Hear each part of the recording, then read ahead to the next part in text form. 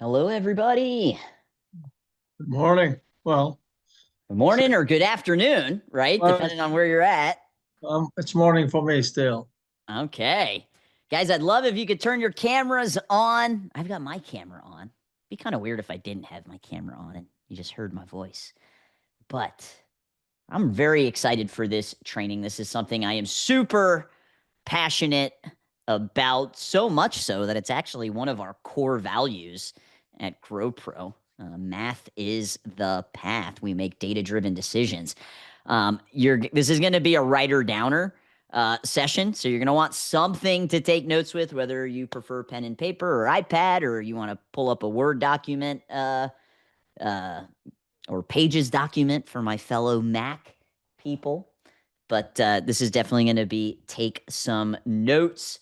See, we have some AI note takers in here, which still means you should still write it down, though, right? There's something kind of magical that happens when we go pen to paper. So we're going to give it about another minute before we dive into being the data-driven dojo. And again, if you turn your cameras on, that would be amazing.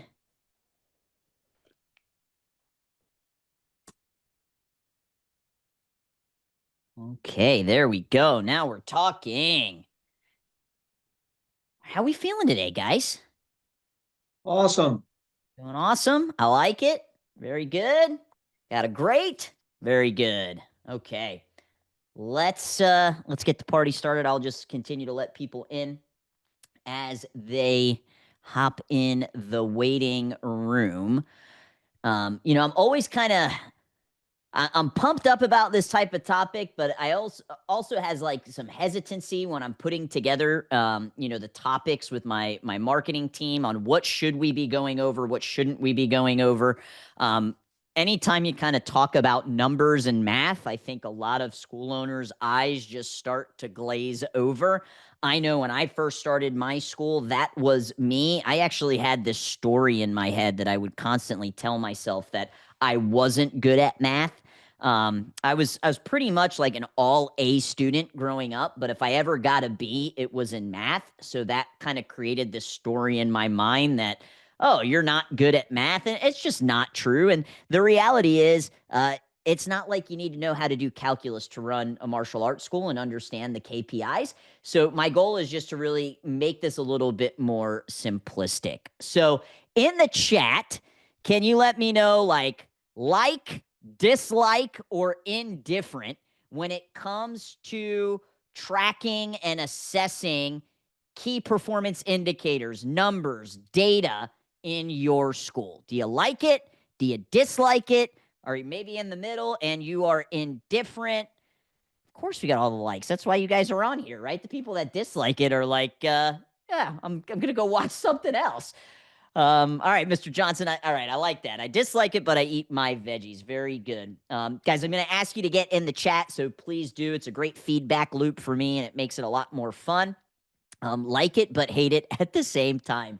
Fair enough. So, first, congratulations for being here. Time is the great equalizer. We all only get 24 hours in a day. So I greatly appreciate that you decided to invest it, spending some time with me. And I promise this will not be a snooze fest, which can often happen when you're talking about numbers. And my goal is just really help you level up your business through making data-driven decisions. So over the next course of about an hour or so, I've got one simple mission just to showcase the 10 marketing and sales KPIs that you must be tracking. There are so many different numbers that you can be tracking. We're going to focus on the big bucket of things that actually matter. And by the end of the presentation, you'll know, like, okay, these are the numbers I need to be caring about and I need to be having my eyes on. So we're going to do that through talking about 5 different sales KPIs and then 5 different marketing KPIs you need to know. Now, if you've been on a webinar with me before, some of these you might have heard in the past. I always say we need to be reminded more than we need to be taught, right? And I think we understand that from a martial arts instructing perspective as well for our students. So as always, let's be present. Please shut down Facebook, shut down your emails, turn your phone upside down, put it on, vibrate. Let's just be present. Take notes and really mark your action steps. So as we go through these 10, maybe there's a handful that, man, I'm feeling really comfortable with, I'm feeling solid with, but there's going to be some others that maybe this is the first time, you've learned about them.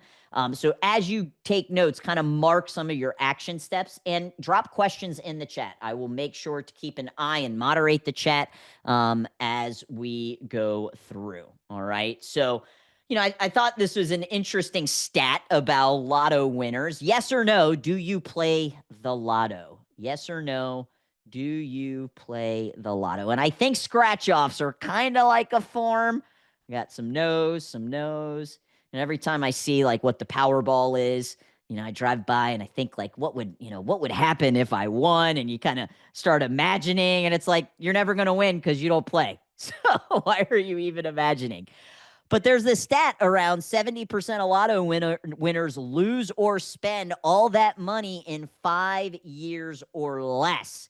Now, why is that so? Well, oftentimes it's due to things like extravagant spending and not accounting for, that little thing called taxes.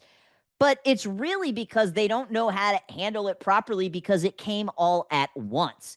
And if you don't know how to handle your school's finances and KPIs when you're doing $10,000 a month, you're not just going to magically know how to handle it when your school's at $50,000 or $70,000 a month. And I think that's kind of what happens. That was for me in the beginning. It's like, oh, I'm not really making a ton of money. So like, why do I even really need to keep a close eye on the numbers? That's why you need to keep a close eye on the numbers. So we got to get it under control now.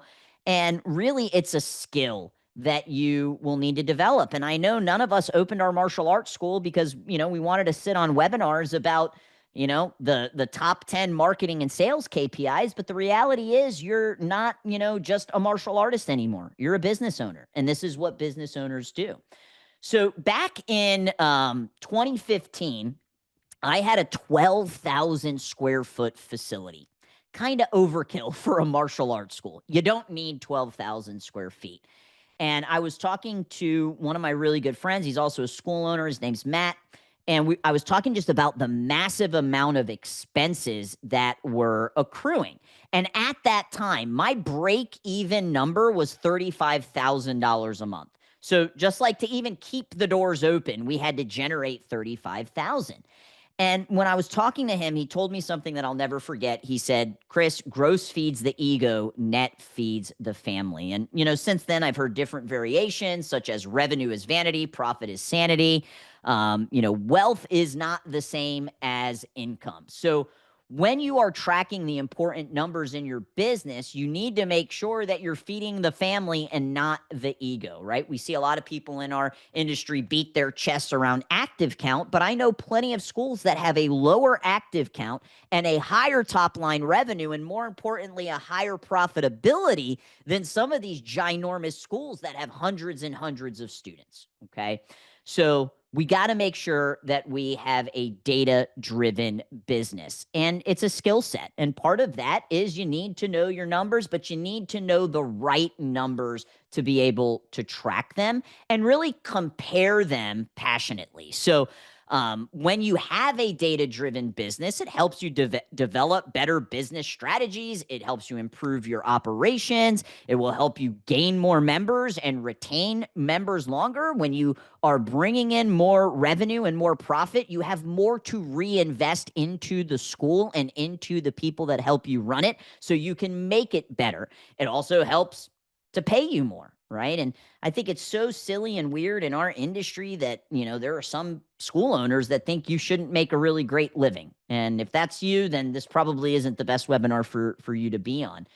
And when you are running a data-driven business, it just makes sure that you're not making decisions based on guessing or theories or what everybody else is doing. So you really, at the core of being the CEO, You are responsible for the P&L, and you are responsible for making sure that your business is data driven. Now, that doesn't mean you're the one that has to track all of this, right? That could be scorecard metrics that you have your team submit. But at the end of the day, this is part of your role as a CEO.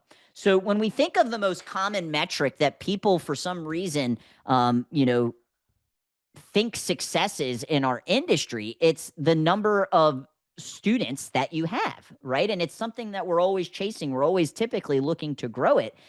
But it is an important metric, but it's not the only metric. And it can be a vanity metric, because you could have 300 members paying you $100, or you could have 100 members paying you $300. You don't need as much space, equipment, instructors, marketing, if you have less students with a higher student value. And typically, you're going to be able to keep those students longer if there's less of them to have to service, right? To provide great customer service. So it can actually lead to a lower churn rate. And few clients or few students at a higher student value can absolutely be a great recipe for success. Now, I'm sure many of you opened your school because you wanted to make a big impact, right? So it's like, well, can I have the 300 members that are at a higher student value? And the answer is absolutely yes. But the reason why I give that example is because I've seen plenty of schools that have lower student count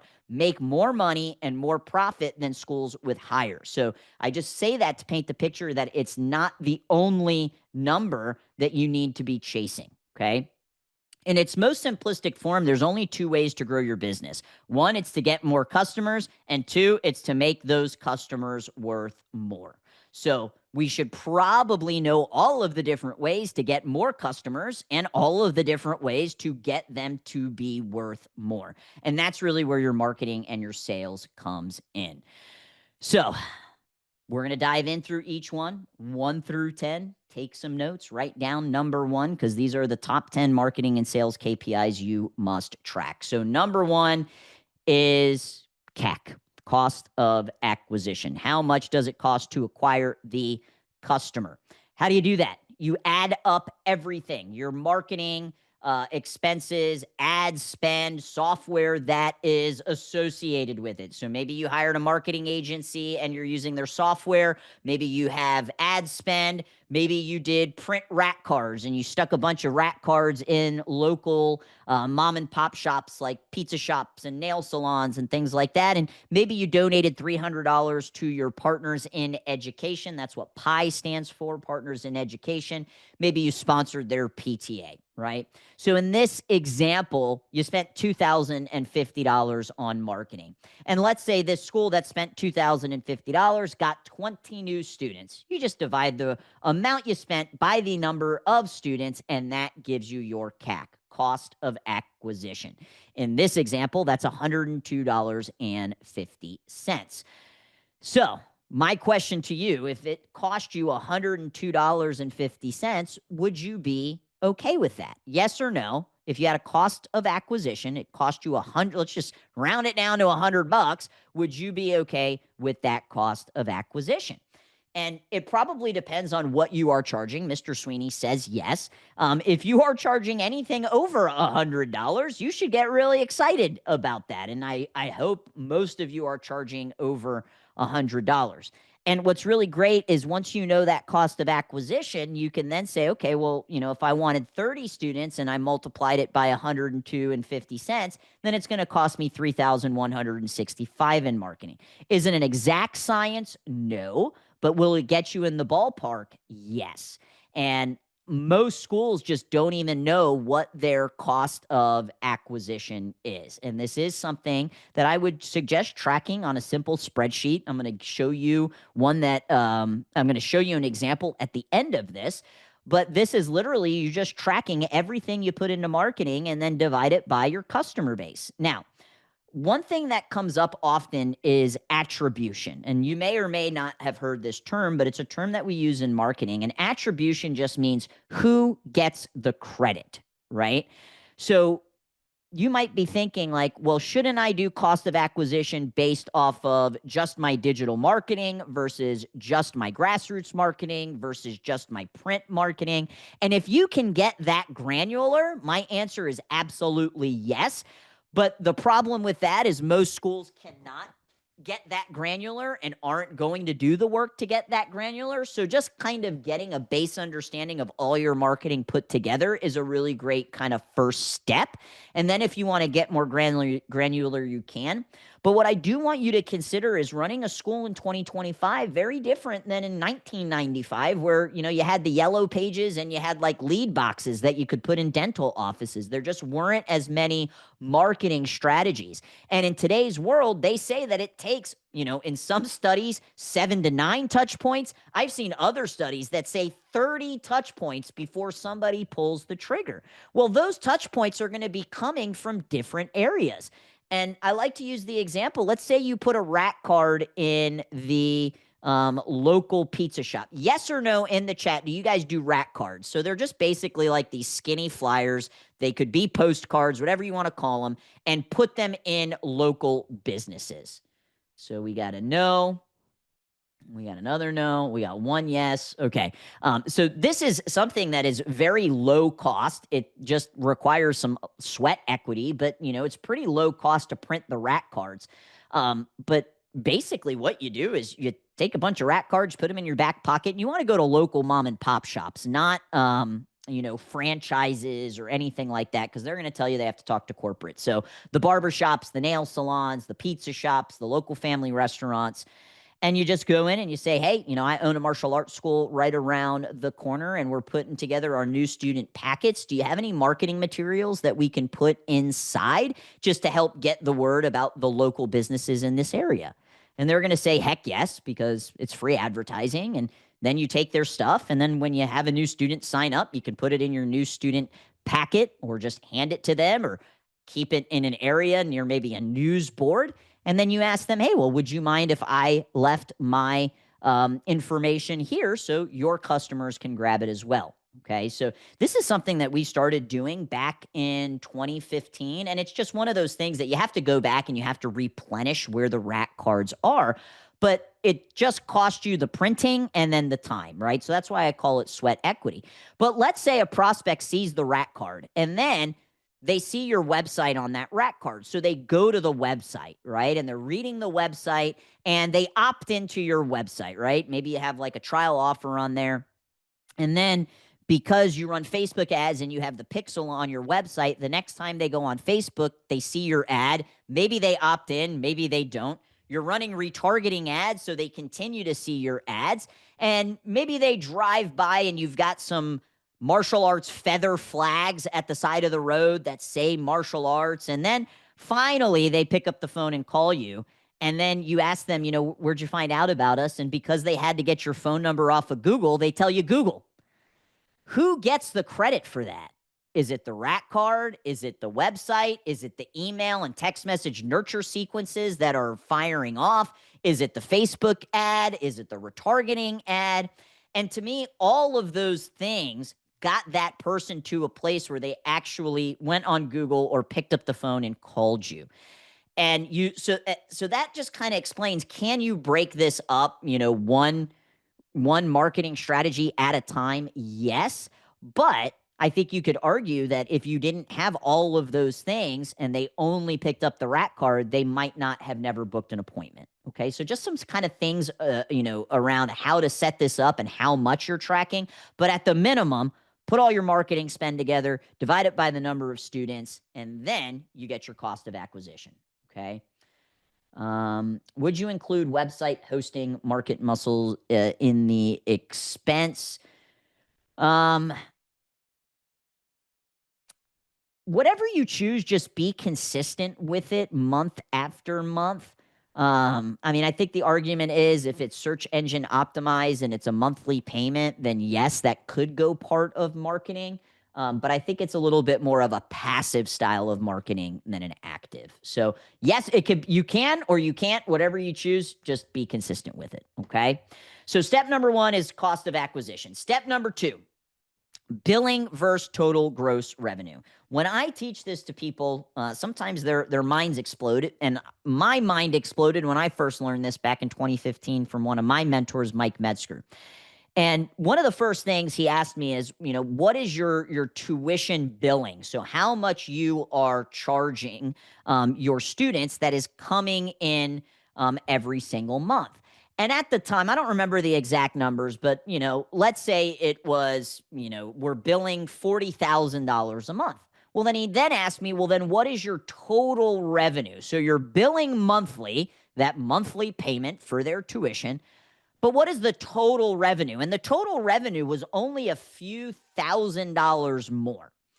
And what he challenged me to change my thinking around is that your billing should only be 50% of your total gross revenue. So at the time, let's say if my billing was at 40,000, that means my total gross revenue, the total amount that I collected in all of the other profit centers, should be at 80,000, because 40,000 would be 50%. And that just kind of like blew my mind. Like, wait a minute, you're telling me that my billing's at 40 grand and I should be doing almost double that? There's no way. And he walked me through a process to really break down what that looks like. So whatever your ongoing tuition billing is, take that and double it. And that is what you should be aiming for your total gross revenue. So how do you do that? Well, a really great way is through reverse engineering it on a very simple spreadsheet that I created inside of like a Word document or a Google document. And as I go through each one, when I click through, it's going to start populating numbers. I'm going to show you exactly how you can reverse engineer it.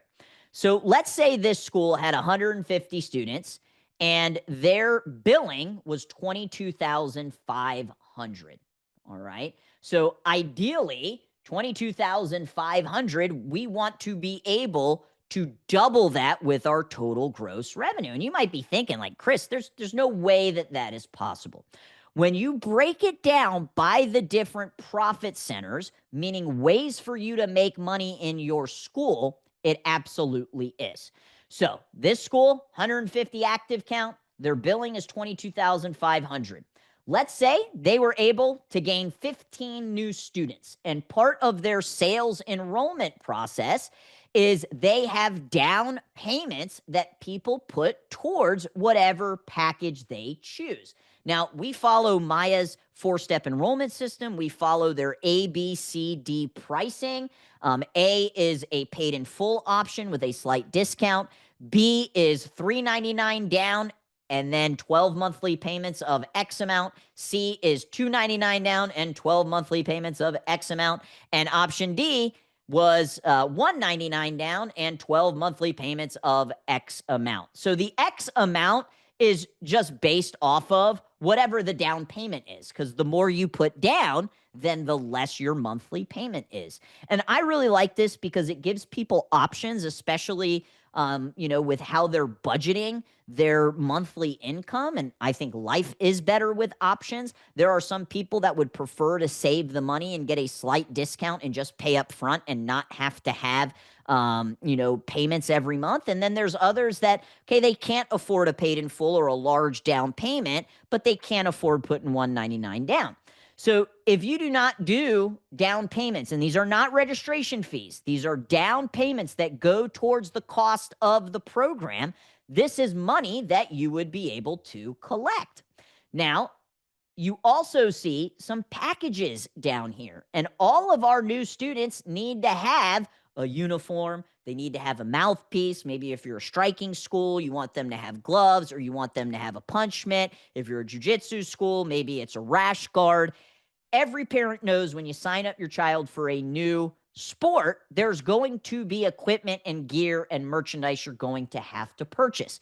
So in this case, they signed up those 15 new students. 14 of them chose option D, which is the lowest amount, but that means we're collecting that $199.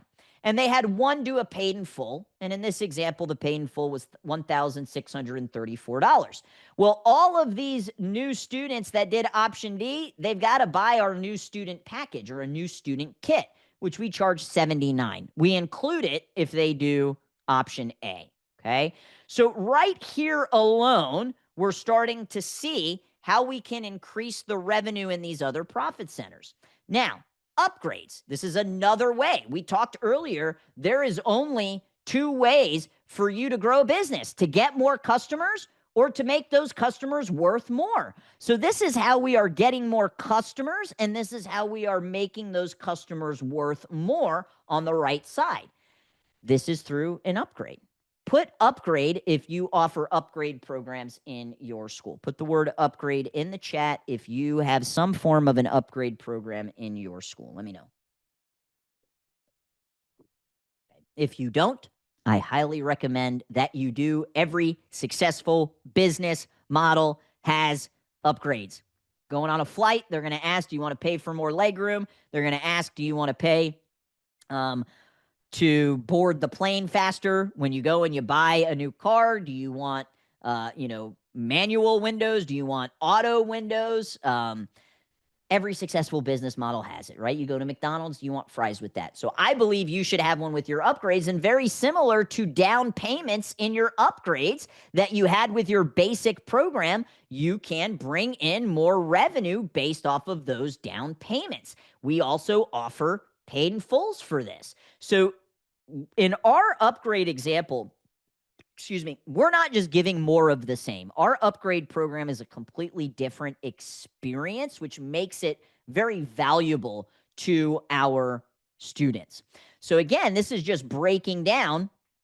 If I got 8 upgrades and 7 of them did option D and 1 of them did option A, and hey, in our upgrade program, you start sparring, so you're going to need to get some sparring gear, which you're going to have to pay for. Again, we offer a package, right? Then we have the renewals, okay? And if you are selling term-based programs, meaning they sign up for 12 months or 24 months or 36 months, they will need to renew. And the same way that we have a down payment for our new students, we have down payments for the renewals as well. And this is why I'm not a fan of just letting them renew and go to a month-to-month, because now, month-to-month, they can quit at any time. Makes it a lot easier to quit. But it also removes your ability to gain an initial down payment, or in some cases, get another initial paid in full. And then you have your retail profit center. Maybe we sold 20 hoodies at $69, right? That's another profit center. And then if we're running special events, maybe you did a parent night out and you got 40 students, you charge $40, and maybe you sold 4 private lesson packages at $250, okay? If you add up all of these additional profit centers, that school that was billing $22,500 now has an additional $22,000 coming in from those profit centers, which puts us at that $44,516. And when Mr. Metzger walked me through this process, it was over the phone, and he's like, do you have a whiteboard? And I'm like, yes. He goes, grab a marker, go to the whiteboard, let's write this out. It was just very eye-opening, because for me, the only kind of revenue that I was really focused on was the billing. Okay, it was just billing, and we weren't hitting these other profit centers like upgrades and renewals and retails and special events and private lessons and things like that. Okay. Are renewals at the same cost as they were paying, or is it a price increase? If we had a price increase since the time that they initially signed on, then yes, the renewal would be at that price increase. But, if they're just renewing onto the same exact program, then it would be the same cost. Great question, Mr. Dorman. Okay. So again, guys, I don't think a lot of schools are looking at what their billing is at compared to what their total revenue is at. And if those numbers are very, very close, you are leaving a lot of potential revenue on the table. And let me just kind of one more thing on this. In no way is this nickel and diming. None of our students are forced to upgrade. You can earn the highest ranking belt in our system without upgrading. We're not telling them in order to upgrade, or in order to get your belt, you have to upgrade. I think there's a right way to do upgrades and a wrong way. This is just a different experience. It's additional classes. But if you're in our basic program, you can go all the way to the high. I can't say black belt because we're a BJJ school and kids can't get black belts, but they could get to that high level green belt in Brazilian Jiu-Jitsu without ever upgrading. We don't force people to go to our special events. We don't force people to do private lessons. Now, do we force them to have the equipment that they need? Yes, but that is just for their own safety, right? And that is the expectation of any sport that you would sign your child up for, okay? So this is just a number relationship that I would really love for you to keep a close eye on, because I think there's a lot of schools who were like me back in 2015, where my billing was almost the exact amount of my total gross revenue. And this is a great exercise to walk through to kind of reverse engineer how you can get that 50% difference, okay? Number 3 metric that you must know, your STV, your student value. And all this does is just measures the amount of money your school generates per each member each month. How do you do that? You're just going to calculate it by dividing your monthly revenue by the number of members you have. So let's say you're making 20 grand, you got 150 members, 20,000 divided by 150, that means your student value is $133.33, okay? The real kind of base minimum that we want to see in today's world, and this is like low, would be 150. The top schools that we're seeing in the different organizations that I'm a part of have a student value of over $200. Well, how is that possible if they're charging 150 or they're charging 175?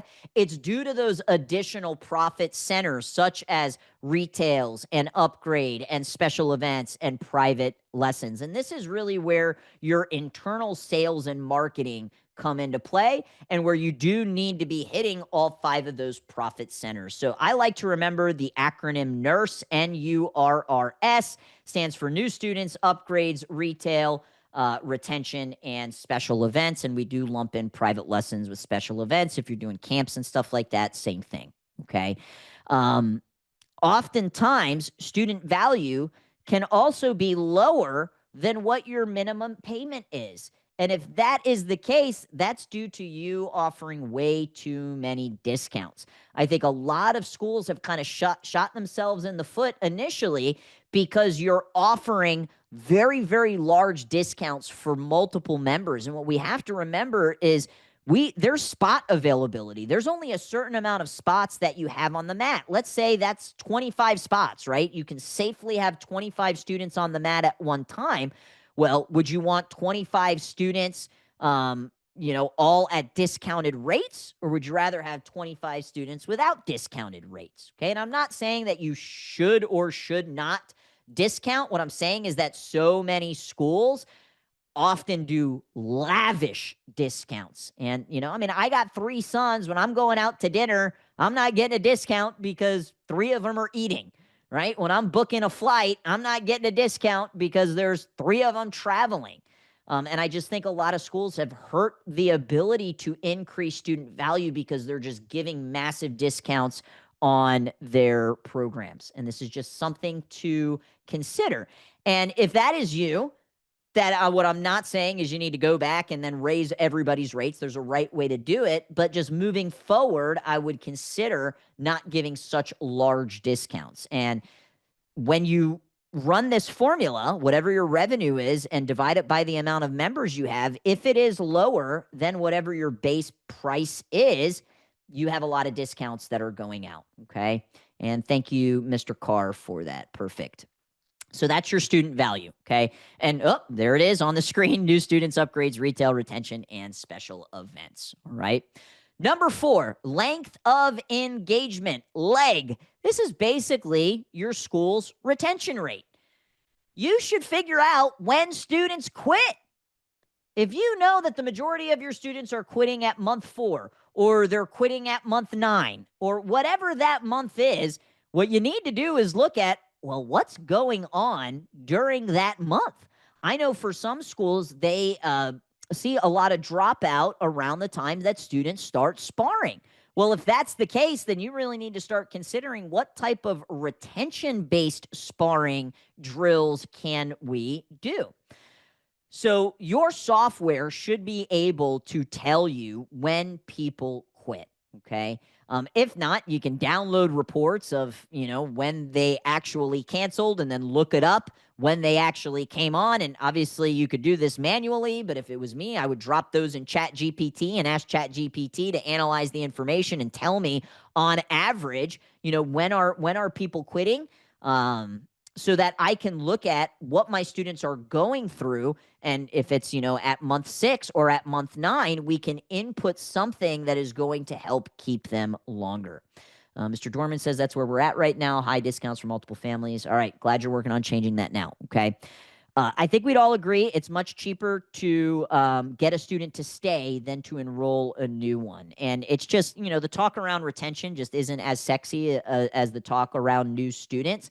But at the end of the day, you can do all of the, events and member appreciation and shout outs on social media that you want. But the number one retention strategy is offering a phenomenal product on the mat. Okay. You got to offer a phenomenal product on the mat. You also need to have consistent service, professionalism, and treatment of your students. So again, you can do all of the ancillary retention strategies and events, and we're going to do a free parent night out, and we're going to do a Halloween trunk or treat. But if you don't have a phenomenal product on the mat and you are not consistently servicing your members, retention is going to be difficult. Okay. Also, one of the best retention hacks in the world is having great people to help you teach and service your students. So hiring rock stars with great people skills, okay? Highlighting successes, highlighting the wins of your students, and having a fun, upbeat environment. I think a lot of the traditional martial arts schools, many of them have kind of shifted from that mindset of what it was like in the 80s and the 90s, because today's world is slightly different. All right. And if your culture is serious, that's completely okay. But at the end of the day, if they're not having fun, they're going to quit. They're going to stop. Okay. When new members sign up, we offer a free parent night out that usually gets them to sign up again. Yeah, I love it. It's like when you walk by the mall and you're in the food court and they're giving a free sample, right? You're giving them a free sample of how awesome these events are. So now they're going to want to continue to go. So you need to know your length of engagement, the leg, how long students are staying. Okay. So retention is how long we keep them. Attrition or churn is how we lose them. All right. So how do you calculate it? Very simple. You have monthly attrition and then you have annual attrition. So we're going to look at this at a monthly basis. You just take the number of cancellations that you had at the end of the month and you divide it by the number of students that you had at the beginning of the month and you multiply it by 100. Basic calculator math. So let's say this school at the beginning of September, they had 150 students. At the end of September, they ended up with 7 cancellations. You times that by 100, so it gives you a percentage of 4.66%. The average in our industry is at around 5%. Okay. Anything over that, it needs attention. And it's just this kind of thing that can start to get out of control as your school gets bigger and bigger and bigger. When you have 500 students, a 5% attrition, that's a lot of new students that you need to continue to sign up just to break even. And that's a lot of emphasis and time and energy and resources on marketing. Okay. 3 to 4%, if you're around there, that's unbelievable. You're doing great. If you're at that 5%, even lowering it 1%, depending on, how big your school is, that you could be talking tens of thousands of dollars added to the bottom line. Okay. So keep a close eye on this. And as you start to track, you're also going to be able to see trends depending on the month and the season in our industry. Okay. So you need to be keeping an eye monthly basis on that attrition. Okay. Number 5, LTV, lifetime value. Now, there's a few different ways that you can calculate the lifetime value. If we had like a retail business or we had a business where we were selling food, there was a cost of goods then there would be a different way. We're a service-based business. Yes, we do sell uniforms and, equipment and stuff, but the bulk of our money is not made in that area. So your LTV is the revenue per month times however long they stay. So if you have a student value of $180 and your students on average are staying 13 months, your length of engagement, that means the lifetime value of your student is $2,340. Okay, so again, some businesses have to do this off of gross profit margins because they have products, right? I might have made $700 in revenue if I own a restaurant, but I really only made 70 because there's a cost to all of that food, all right? How can you increase the lifetime value? Well, there's a few different ways, and these are some of the actionable things that you can consider implementing. Maybe your lifetime value is a lot lower because maybe your length of engagement isn't 13 months. If your length of engagement is only 6 months, I mean, that's less than half with the lifetime value, okay? So number one, you can increase the price, okay? And that's not what I'm telling you to do. I'm saying you can based off of when was the last time you increased your rates. And if it's been recent, then this probably isn't something that you should take action on. But I know many schools that are still charging what they charged back in 2020 today. Okay. And I think a lot of it stems at around limiting beliefs. I know that I have been hesitant in the past with increasing rates, but it is the biggest lever that you can pull because it doesn't require any more effort. Now, what I will say is if you are going to increase rates, one thing that will help kind of this limiting belief and kind of worry around it is making sure that you're constantly increasing the value in your school. You shouldn't just raise rates because, hey, we haven't done it in a while. We always like showcasing what are the things that we've reinvested back into the business in order to justify the the price increase. And in some cases, it can actually lure more people to your business. Now, the one thing you do need to keep in mind, if you have multiple programs like a basic and an upgrade, so maybe you have like a basic, an elite, and a master's, or a basic and a black belt and an ultimate, you have to keep in mind where your upgrade programs are too. So you can't just take that base package and jack it up $50 because then, well, how much more are your upgrade programs going to be? Now, does location play a role in this? Yes. Okay. But we do a lot of marketing audits with a lot of schools every single month, and it's unbelievable how many schools are still charging 100, 125. I mean, to me, anything under 150, you are just completely on the low end. If it is a full program that you are offering, this is something that you do full time. Okay. So way number one, to increase the lifetime value, increase the price. Number two is lower the cost, right? So can you implement automations? Can you do some price shopping on different products or services that you use? Now, you shouldn't just switch service providers because the other one's cheaper. It shouldn't just be more efficient. It needs to be more effective. But there are ways for you to lower the cost of what you are delivering, okay? The third way is to increase the purchase frequency for your students. So get people to buy over and over and over again. And this is where those profit centers really come into place with, leveraging the retail and the special events, right? So increasing the purchase frequency. It's not just the tuition, it's the other profit centers as well.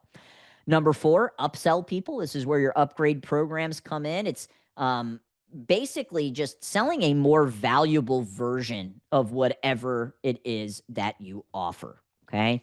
The fifth way is to cross-sell. So selling the next adjacent thing. If somebody, maybe you're in the colder weather, somebody buys a hoodie. Hey, do you want to get a beanie with that? If somebody purchased punch mitts or hand targets, hey, do you want to purchase a private lesson? And I'll show you exactly how you can hold them, teach you how to hold them. So you think of like the next natural need that the person is going to have as a result of their first purchasing decision. And that's what we call cross-selling. Okay.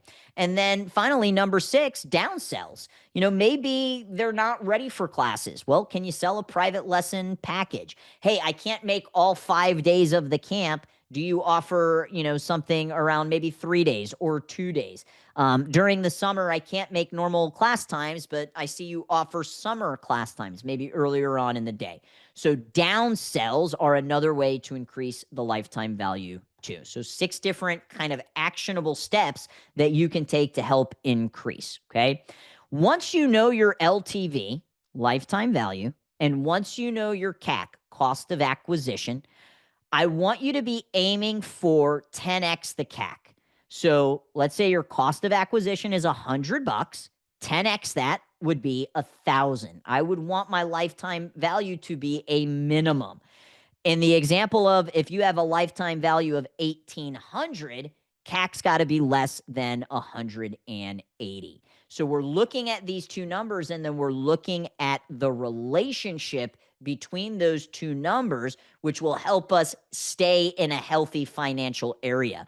If you have, like a 1-to-3 CAC in our service-based business, you're just not going to be as profitable. There's just not enough to go around based off of how much it's costing you to acquire that student.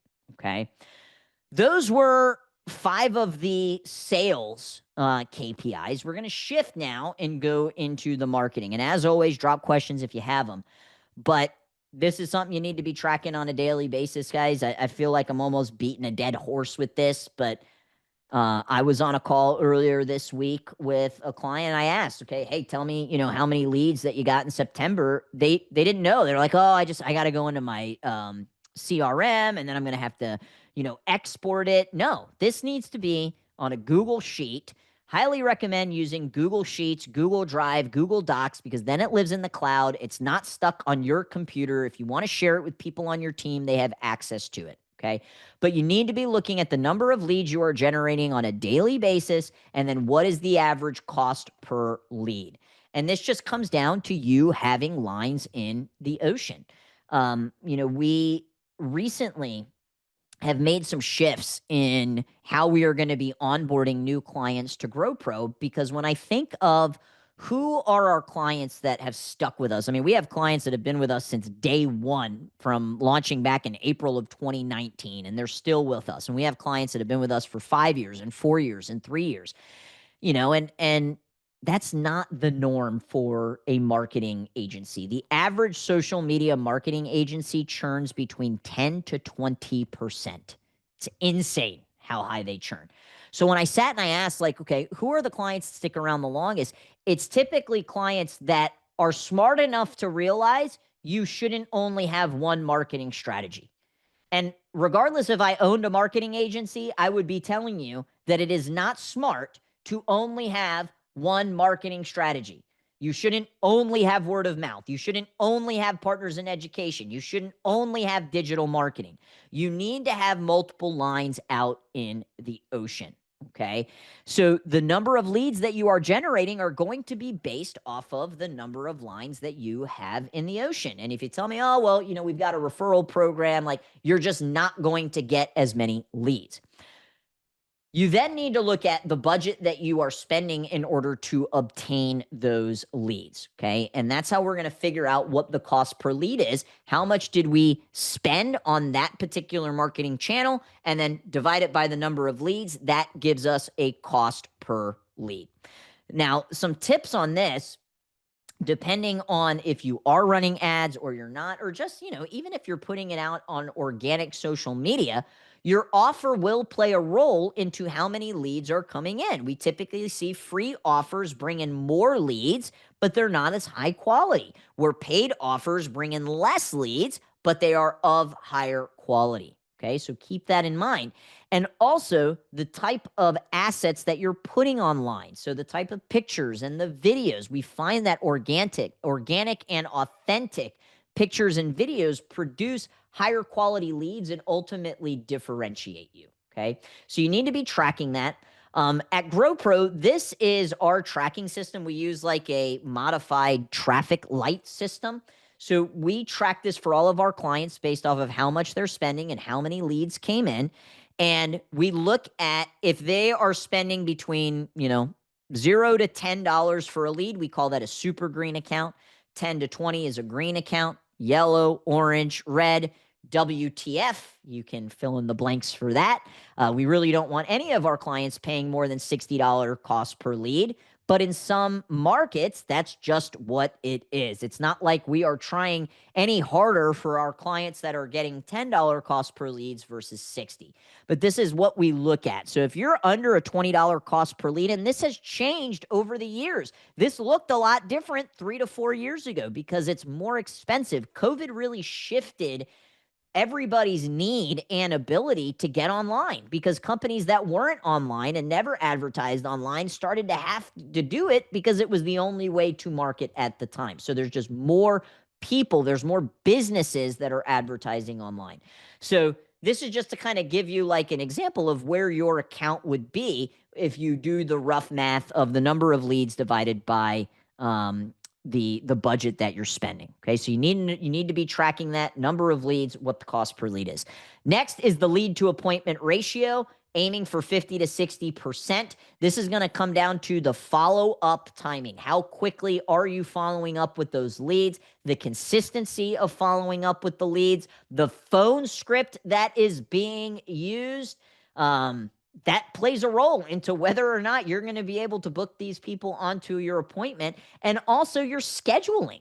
There are so many schools out there that just don't have enough or good enough times for new families to come in on their calendar. So all of those things are going to play a role in that lead to appointment ratio.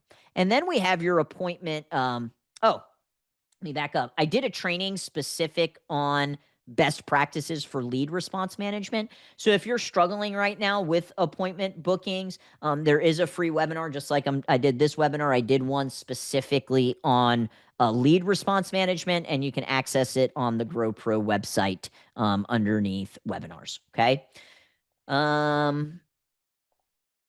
me just go through these real quick. All right. Next number 8. The appointment to show, 70% plus. Again, your phone script plays a big role into whether or not that person is going to show. If you are just leveraging automations and you're not picking up the phone to build rapport, to build the relationship, to confirm those appointments, your show rate is going to go down. Okay. There are also some really great automations that you can implement in the confirmation sequence, like, having a confirmation email and text message, sending a welcome tour video, having a picture of the staff who they're going to be meeting with, putting testimonials in there. Those are things that you can do, but you still need to make sure you built the relationship over the phone. And this is a big mistake that I see a lot of schools making. They're just leaning too much on automations or AI, and they're not making that human connection. With what we do, that is imperative, right? We're not selling tacos. I don't mind talking to a robot if I'm buying tacos, right? When I'm thinking about where I'm putting the most important person in my life, my child, I want to talk to a human, okay? The other thing you can consider if you are really struggling with show rates and you've done all of these things, right? You improved the phone script, you're listening. If you have somebody on your team that's booking appointments, you're doing game tape and listening to those calls. You've got all the automations in place, the welcome tour videos going, you got testimonials, you're sending a picture of the instructor, you've confirmed. The kind of last straw to really help improve this is just switching from a free offer to a paid offer, okay? So this is an example of what we mean by that nifty image when somebody books an appointment, having the lead's name auto-populate into the image. This is something we do for our clients. If they send us this whiteboard image, having a welcome tour video. So we host our welcome tour video on our Market Muscles website so that the URL has the branding. I find doing it that way instead of just hosting it on YouTube is better, because then you're just sending a YouTube link and people might not watch it. And then the selfie picture of the instructor saying, hey, we can't wait to meet you at this time on this date. And it just kind of puts a name to a face. So again, these are all automations that you can put in place that will help improve the show rate. And then what are you closing, right? Out of all of the people that show, what is the close rate? If 10 people walk in, you should be closing 80. And this comes down to you having a enrollment process. I think you see a lot of these marketing agencies claim these very ridiculous, hey, we'll get you 90 students in the next 30 days or 60 days. And, they put guarantee on it. But if you read the contract, there's 72 things that will void the guarantee. And the reason why we don't do a guarantee like that is because we're not in your school making the sale. We can get as many people to your school as possible, but you are the one that ultimately is in charge of that enrollment process. And you need to have an enrollment process. We like Maya's 4-step enrollment process. Talk about the student, be specific about how our program teaches that benefit. We pre-frame the upgrade, and then we present the program and the pricing options. Okay. Another big aspect, if you are not closing 8 out of 10 people that come into your school, is doing some quality control on the intro lesson or the class. So we prefer doing a one-on-one intro lesson because we can control the environment more, but I know that's not possible for everybody, right? I have the staff to do it. I have the mat space to do it. But when was the last time you really QC'd? Maybe it's not you doing it anymore. Maybe it's somebody else, or maybe it's just time to evolve what that intro lesson looks like. For us, we want 3 things to happen. We want to build rapport with the child. We want to build rapport with the parent, and we want to build rapport between the child and the parent under our roof. So literally getting the parent involved, getting them to give high fives, getting them to go over to their parents and hug them, getting the parents on the mat to hold a target and participate in the intro. So when was the last time you really kind of QC'd that process? The other thing is, if you do not enroll them on your normal program, and let's say you do a free offer, making sure that you're downselling the trial. So that's our favorite way, is offering a free one-on-one. We then present our program and pricing to try and get them on a 12-month program. But if there's any objections or any pushback, oh, we just want to try it out for a couple weeks, then we downsell a paid trial, like 2 weeks for $29. Okay. So that should be the goal, what you're aiming for. And you're only going to know if you can hit that if you are tracking this. Okay. And then finally, and this is a number that I think a lot of schools end up losing potential sales, is if they did sell a trial. Maybe the person came in, they did the intro lesson, or maybe you give them a free class, or maybe you do something like that, and then you downsell a paid trial. Making sure that those trials convert to actual students. I see a lot of schools really kind of have a lot of holes in the bucket, because especially if you sell a lot of trials, oh, I've got, and if you do a long-term trial, this is why I'm not a fan of like 6-week trials. You might have 20 to 30 different people all in different stages of that 6-week trial, and it's just a lot of moving parts. So when you do sell a trial, you want to make sure that you book a progress check, and this is an appointment that you put on your calendar the same way that you had their initial appointment on your calendar. And we're just going to ask, how are you enjoying the program? How's Johnny enjoying the program? And can you see how over time we can help Johnny accomplish whatever the thing is for the reason why they ended up coming in? Okay. And making sure that you have these progress checks on the calendar when somebody purchases a trial, so that this is the time to check in and the time to enroll them. Okay. So those are the 10 marketing and sales KPIs that you need to keep track of. So what are your next steps? Well, you need to create a spreadsheet with these. Not that difficult, guys. This is something you can do in literally under 5 to 10 minutes.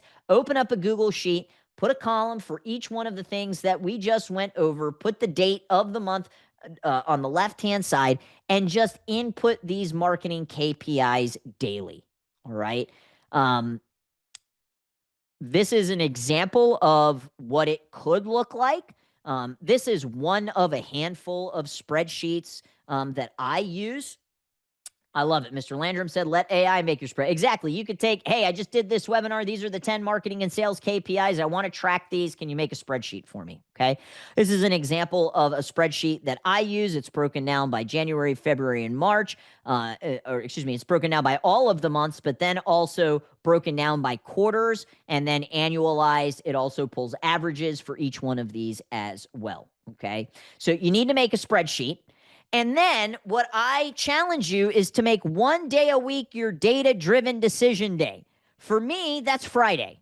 Finance Friday is what I call it. And every single Friday on my calendar, I have time blocked in for me to look at our KPIs, the key performance indicators, the most important numbers. In some cases, I'm reporting these numbers. In other cases, it's team members reporting these numbers. But you should have, it doesn't need to be anything crazy. It could be 20 to 30 minutes blocked in where you just, okay, we're going to look at all of the numbers that came in over this week, and that's going to help you plan for success the following week so that you can make data-driven decisions and not like emotional ones, okay? So your next steps, completely block off the first of every month. Now, stay with me here. The first of the month, I completely block off my calendar so that I don't book any meetings. Some days, the first of the month falls, during the week. Some days it's on the weekend. But this is where I complete all of my sales and marketing KPIs for the previous month, right? So I do believe you as the CEO, you're responsible for the P&L. You need to have weekly habits where you're looking at these numbers so you can make data-driven decisions. And then you need to have a monthly habit where you're looking back at the entire month. And, for me, I have immediate access because we keep up with our spreadsheets. But if you don't have immediate access, or maybe you want to wait until your accountant sends your P&L, you can do that as well. But the best businesses, the ones that go from good to great, are data driven. And to me, that means let's look at your calendar and let's see how much time and energy you are spending into making those data driven decisions. Okay. So I like having that Finance Friday, and I also like completely blocking off the first of the month. Why? Because what gets measured ultimately gets improved. Okay. And that is how you run a data-driven dojo. And those were the 10 marketing and sales metrics every school must master. All right. Hopefully, I took a somewhat boring topic and made it a little bit more digestible for you. But I'd love to open up. I know we're already 2 minutes early over. My apologies. But any questions on this? Thank you, Patrick. Great reminders for sure. And like I said, we often need to be reminded more than we need to be taught. Any questions, guys? Feel free to unmute. This was great.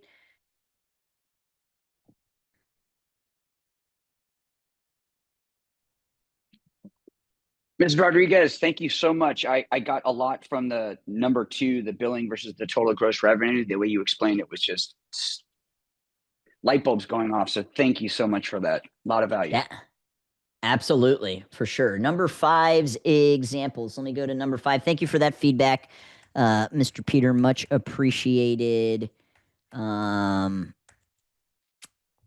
So number 5, the lifetime. Is there a question there, Mr. Landrum, or just like that was maybe one of the takeaway? Why track these in a Google Sheet rather than your CRM? For speed, and I also believe you have a closer connection with the numbers when they are being plugged into a spreadsheet as opposed to running a report. And then if your CRM is down, you cannot access this. Some of the most successful entrepreneurs and also wealthiest that I know operate off of Google Sheets. And, if I asked you, hey, how, give me this metric for this month, it's probably going to take you a lot longer to be able to look it up in your CRM versus just having what I would consider a dashboard for your, all of the important KPIs, right? So I track more than just this, but again, it's immediate access. And to me, it's being close to the numbers versus just reading it off of a CRM. Hopefully that answers your question. Okay, cool. All right. I think that was it, guys. As always, if you ever need anything, feel free to reach out on Facebook or email. My email is midgettwister@gmail.com. Feel free to reach out. And if you need any help with your marketing, I'd love if you gave us an opportunity. We offer free marketing audit and discovery call. All right, we got some more questions. Love it. When you're running metrics that include student count, or using active count, or everyone that is still paying regardless? I would track both. I would have your active. So like at GrowPro, we have like our active paying clients, and then we have clients that are quote unquote paused that did not do our Client Connect.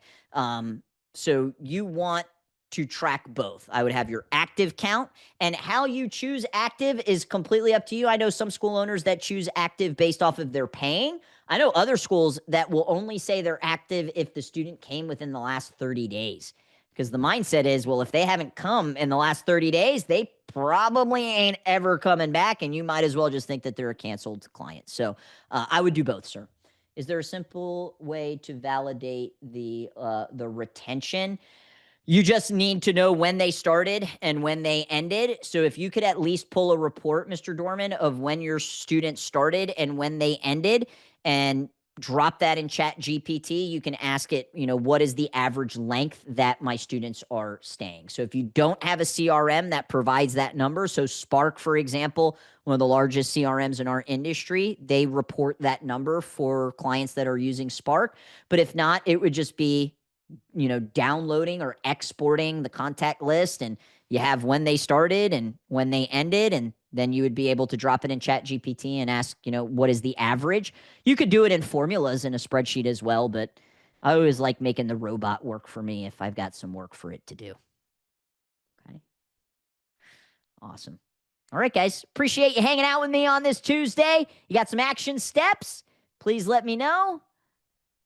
If you have members that have been with you for years, do you offer discounts?